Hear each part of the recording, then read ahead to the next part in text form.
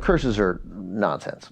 But they're fun if nobody actually takes them seriously. If you meet someone who takes the sports curse or any curse seriously, you're talking to a crazy person. You need to get out of the room. But they're fun. You got the curse of the Bambino, right? You get the Red Sox selling Babe Ruth to the Yankees so the owner could finance no Nanette. And the Red Sox never win a World Series until they do in 04 and 07. Then there were some, though, that I'd never heard of. The Curse of Billy Penn, and this is one of my favorites. It comes in at number 9 on the list here. The Curse of Billy Penn relates to Philadelphia sports teams, and I'm sure people in Philadelphia know it well. In Philadelphia, much like in Washington, you can't have many tall buildings, and there couldn't be a building taller than the statue of city founder William Penn. And that was on top of City Hall. That ends in 1987 with the construction of this One Liberty Place, and that was nearly 400 feet taller than the Penn statue.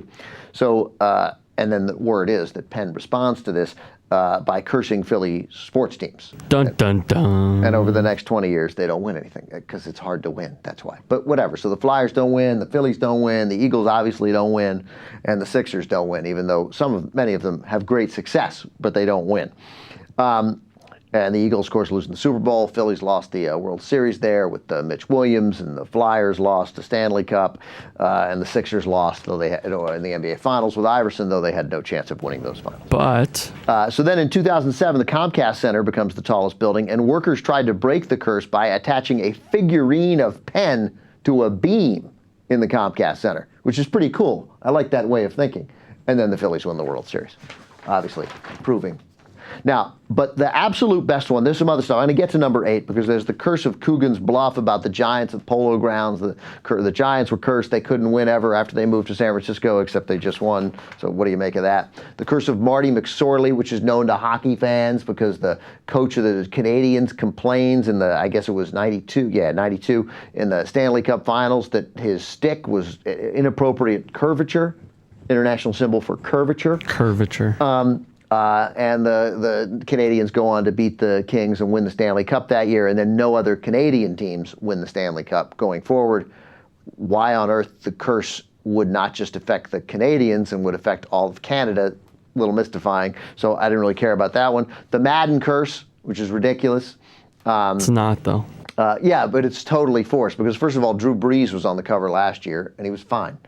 Like, he had a good year. He didn't have as good a year. Apparently, the curse means that you lose to the Seahawks in shocking fashion in the playoffs. But nonetheless, he was fine. He's really good. One of the people who they see fit-ins with the curse is Ray Lewis because he missed one game the year after he was on the cover, and he didn't have an interception.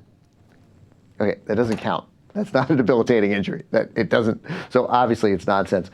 Curse of Bobby Layne. I like this one. When Bobby Layne was traded from the Lions to the Steelers in the late 50s, he was in his prime. He'd been the Lions' greatest player ever. And he reportedly cursed the city of Detroit that they'd never win a major title for 50 years. Yep. And then they had the Lions wouldn't win a title, not the whole city of Detroit, and the Lions did. In fact, they were the worst team in the NFL over that 50 years. So that one's fun. This is my favorite. And then the Socceroos witch doctor curse? Yeah. No, my favorite's still the one I skipped there because it's so dumb. The Socceroos, that's Australia's national team. This one doesn't make any sense either because they weren't good before the curse and they weren't really good after the curse was allegedly lifted. But nonetheless, during the 1970 World Cup qualifiers, they hired a witch doctor. Right, obviously. And then it worked, and they beat Rhodesia. Mm-hmm. But then, because Aussies are no good and can't be trusted, they didn't pay the witch doctor. They were unable to come up with the funds. They didn't pay him. I mean, you can't hire a witch doctor. It's really tempting fate to hire a witch doctor and then not pay the witch doctor afterwards. And so then they lose to Israel.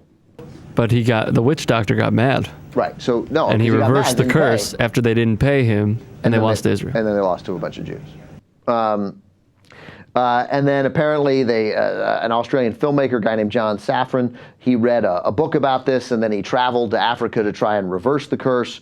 And he found that the original witch doctor was dead. He gets another witch doctor to try and lift it. And then they qualified for the 2006 World Cup and advanced to the second round. And the curse is lifted. And that's the best result they ever had.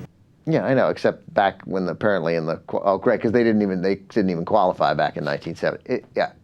I'm not buying that one. It doesn't hold water. It's got some Ray Lewis in him. The Billy Goat curse with the Cubs, blah, whatever. And then, of course, the Sports Illustrated curse. Then we're on Sports Illustrated. Bad things will happen to you, except nobody's been on the cover more than Michael Jordan. Okay, so, but let's go back to number 8 on this list, because that's the one. That's the best one. It's the curse of the Colonel. And by the Colonel, we do, in fact, mean Colonel Sanders. So when the Hanshin Tigers, I had a Hanshin Tigers hat. I had a Hanshin Tigers hat and a Kintetsu Buffaloes hat growing up. So they win the 1985 Japanese World Series. I don't have to tell you that. And then fans in Osaka celebrated, and they grabbed a statue of Colonel Sanders from Kentucky Fried Chicken, and they threw it off a bridge into a canal. Good to know that people around the world can act just as moronic as we do when our teams win here in the States.